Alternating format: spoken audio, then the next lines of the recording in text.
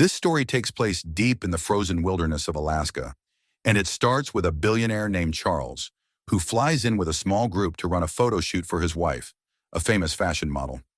But Charles is not the usual rich guy. He has a photographic memory, which means he remembers almost everything he has ever read in perfect detail. And he has read a lot. Thousands of pages on every subject you can think of, including books about how to survive in the wild. When they arrive at the lodge, the owner welcomes them in.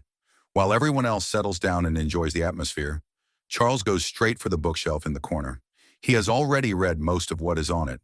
The owner decides to test him, and he challenges Charles to guess what image is painted on the hidden side of a traditional paddle hanging on the wall. Charles gets it right. He names the exact image carved and painted on that Native American paddle because he read about it in a history book years ago. But he stays humble. He admits that everything he knows is only theory, and theory does not always hold up in the real world. Before everyone goes to bed, the lodge owner gives them a serious warning. Nobody should ever leave food out with the door open. This region belongs to the Kodiak bear, the biggest bear on the planet, an animal that can weigh over 600 kilograms and stand almost 3 meters tall. Loose food is an open invitation, and a bear that comes looking is a threat to everyone inside the building. That night we meet Mickey, Charles's wife. She is a famous model and much younger than he is. Her husband is older and not exactly the adventurous type, but she still loves him and takes care of him. He gives her everything she needs and the money's always there. Later, Mickey says she is hungry and asks for a sandwich. Charles goes down to the kitchen to make it, and that is when he notices the door has been standing wide open the entire time. A huge bear suddenly appears in front of him, and he almost drops dead from a heart attack.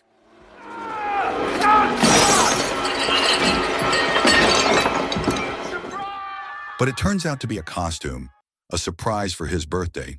He gets gifts too, a pocket watch from Mickey and a folding hunting knife from Robert, his close friend. The next day, the photo shoot begins with Robert behind the camera. Robert is an old friend of Charles, but he is also a professional fashion photographer, hired to shoot out here against a raw natural backdrop. Charles watches how close Robert and Mickey are together, and a small seed of suspicion plants itself in his head. He has no proof, so he keeps it to himself. There is also Steve, Robert's assistant, who gets yelled at because the second model never showed up. Robert improvises and picks a replacement, a real hunter who lives out in this region. According to the lodge owner, the man in the photo lives about 80 miles away, and the fastest way to reach him is by plane. Mickey suggests that Charles tag along with Robert and Steve. She tells him a real adventure would do him good instead of sitting in the room with another book. So Charles, Robert, Steve, and a pilot take a rented seaplane out toward the hunter's cabin. None of them knows this flight is about to change everything. This is the edge. The edge. I'm not gonna die. They land, but there is a note pinned to the door saying the hunter has gone out hunting. Since they have already come this far, they decide to take the plane back up and circle the area, hoping to spot him from the air. That decision destroys everything. Once they are airborne, a flock of birds slams into the windshield and the propeller. The plane goes down hard, straight into the middle of a lake.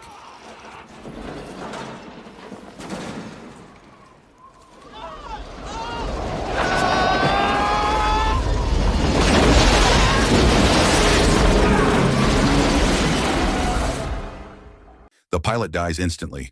Charles, Robert, and Steve survive the crash and swim to shore. Alaska is freezing and soaked to the bone. The three of them need fire fast. Luckily, Robert kept wooden matches in his jacket pocket, and that is enough to get a flame going. The next morning, they face the bigger problem. Nobody knows where they are. And it gets worse because Robert took the note off the hunter's door before they left. So even if Mickey and the people at the lodge launch a search, it could take forever to comb through this much wilderness before anyone finds them. The only real plan is to walk to the hunter's cabin and wait there for help. Charles remembers the cabin sits to the south. The problem now is figuring out which way south actually is, because they have no compass. Charles builds one from memory, straight out of a book he read years ago. All he needs is a metal paper clip.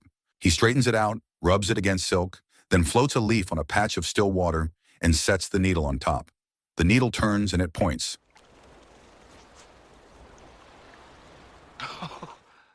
The compass works. With south locked in, the three of them start walking, over hills, across rivers, through thick forest. Somewhere along the way, Charles finally says what has been eating at him. He tells Robert he suspects that whatever is going on between him and Mickey goes way past photographer and model. Robert answers with a joke. He says that if the two of them really were having an affair, then this would be the perfect moment to kill Charles and get away with it. And once he got home, Mickey would be his completely. Then he backs off and insists he already has a girlfriend and no interest in another man's wife. While they are talking, Steve hears something in the trees. A low roar. It is the Kodiak bear, the exact animal the lodge owner warned them about. An animal known to hunt and kill people. There is nothing to do but run and put as much distance between themselves and it as possible.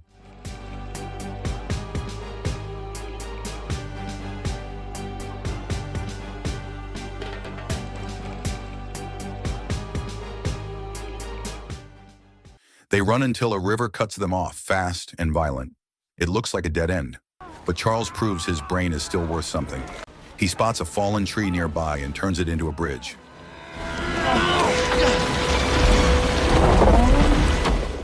Steve and Robert cross first.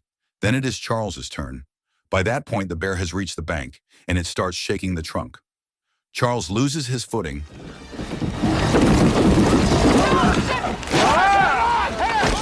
hangs there for a few seconds, then drops into the rapids. The current nearly takes him, but Robert grabs him just in time. The bear eventually turns and walks away. They keep moving, over hills and up into the mountains, but the hunter's cabin never shows up. So they spend another night in the open, keeping a fire going against the cold. The next morning, they climb down out of the high ground, hoping the cabin is finally close. And then comes the gut punch. They realize the spot they are standing in is exactly where they started the day before. A full day and a full night of walking, and all they did was loop back to the same place. The homemade compass had drifted off true, and Charles's book knowledge had failed him. He goes quiet. Standing there, he finally understands the thing he always suspected. Everything he knows is theory, and theory does not always survive out here. They do not even get a moment to sit with it, because Steve starts falling apart. He has not eaten in 2 days, and he is starving. Charles tells him to carve a spear so they can try to catch fish in the lake. But Steve has never really used a knife, and he cuts deep into his own thigh. Now he can barely walk. So when night comes, all they can do is sit, wait, and keep the fire burning, hoping help arrives in the morning. Steve falls asleep first. Charles walks over to Robert, who is sitting by the water, and the two of them talk for a while. When the conversation ends, thunder rolls in, and the rain comes down hard. And in that rain, Charles spots something. The blood-soaked scrap of Steve's trousers, hanging from a branch. He had told them to bury it that afternoon. The Kodiak comes for the smell of it. It goes straight for Steve.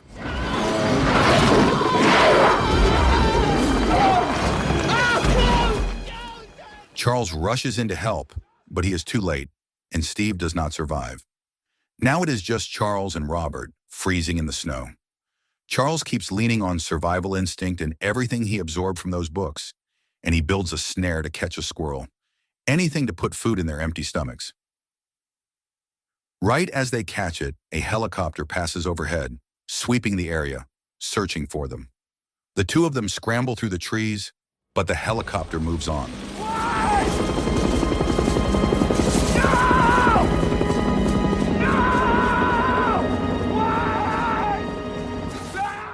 They lose the squirrel and the signal at the same time. Robert loses heart after that and says he cannot walk anymore. Charles stays calm. He talks him back onto his feet and reminds him that surviving is supposed to be exhausting. A few hours and a long stretch of walking later, Robert is drained and hungry again. Charles tells him to sit and build a fire while he fishes with a hook made from a sharpened stick and a gold chain as the lure. He never gets the chance. The bear comes back, and Charles has to run for the trees, barely getting away.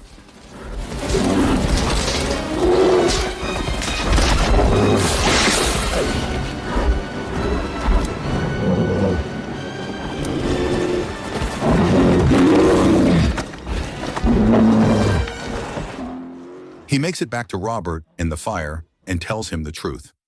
That animal has been following them this entire time. They scatter the fire in a ring around themselves and hold their ground. Sure enough, the bear returns that night, but it cannot get through. By morning, they are still alive, and the fire is the only reason why. That is when Charles figures it out. Running and hiding will never end this. The only way out is to fight. Still working from theory, still working from a book, Charles tells Robert they are going to build a trap and kill the bear. He uses a little of his own blood to draw it in, and it comes. Armed with sharpened stakes, the two of them back slowly toward the trap. The bear steps right into it, but the trap snags on a tree and does not finish the job, and the animal keeps coming, charging straight at them. They tumble down a slope and run through a shallow stream with spears in hand. Robert gets thrown to the ground and Charles has to face the bear alone.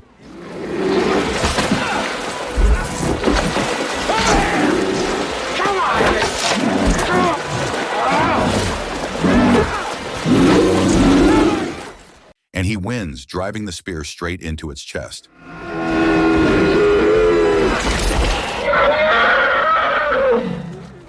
Almost everything Charles took from books had failed him out here. What saved him in the end was raw instinct. That instinct kills the bear, and it also feeds them. With his stomach full of roasted bear meat, Charles builds another improvised compass, this time using the needle from his watch. Once he has south again, they move on. They skin the bear, use the fur for warmth, and take one of its teeth as a keepsake to wear around the neck. Hours later, they find an empty cabin in the woods, the kind hunters use for shelter. Charles also finds something else nearby, a pit dug into the ground, built specifically to trap a bear. Inside the cabin, they find a rifle, ammunition, canned food, liquor, and a map, which is worth more than all of it. There is also a wooden boat in good condition, which means they can ride the river home. Robert is still outside when Charles goes into the cabin first. Digging through the supplies, he finds a box that Robert left behind. Inside is a receipt for a wristwatch and a folding knife, both bought by Mickey, his wife.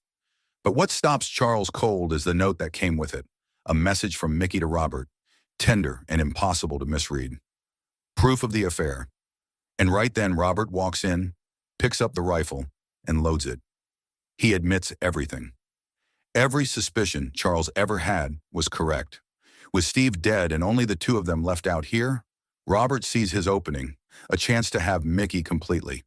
Rifle in hand, with no witnesses left alive, he could invent any story he wanted. He could say Charles simply could not survive out here. Robert insists he never planned this and never once thought about killing his friend. But an opportunity like this does not come around twice, and that is exactly when it falls apart. Still mid-threat, Robert steps back and drops straight into the bear pit, badly injuring his leg. Charles is standing over the man who just tried to kill him, and he does not walk away. He pulls him out and treats the wound, because Charles is not only a genius billionaire, he is also a man big enough to forgive, someone who does not turn to hatred even after being betrayed. He loads Robert into the wooden boat and takes him along. The river takes longer than expected, so Charles decides to stop and wait out in the open, where a rescue team has a better chance of spotting them. Robert has lost too much blood, and the cold is dragging him down fast. That is when Robert accepts that he might not have much time left. Instead of running out of it, he apologizes, and he means it. He tells Charles the betrayal was a moment of weakness and that none of it was ever planned. As for Mickey, he says she is not to blame. As far as he knows, she loves Charles sincerely, and the affair was the kind of mistake anyone is capable of making. Then comes the sound of a helicopter. Charles moves fast and sends up a smoke signal. But right as the rescue team spots them, Robert takes his last breath, and that hits Charles harder than anyone would expect. Back at the lodge, everyone is waiting, including Mickey. She sees Charles return alone, and in that moment she knows. Robert, the man she was seeing, did not make it. All Charles brings back is Robert's watch, the same watch Mickey gave him, which means she understands, without a single word being said, that Charles knows everything. And Charles chooses silence. No accusations, no blame. He just stands there and says nothing at all. So the moral of the story is, if you're going to cheat, at least don't keep the gift receipt. And maybe don't let Mother Nature handle your relationship counseling.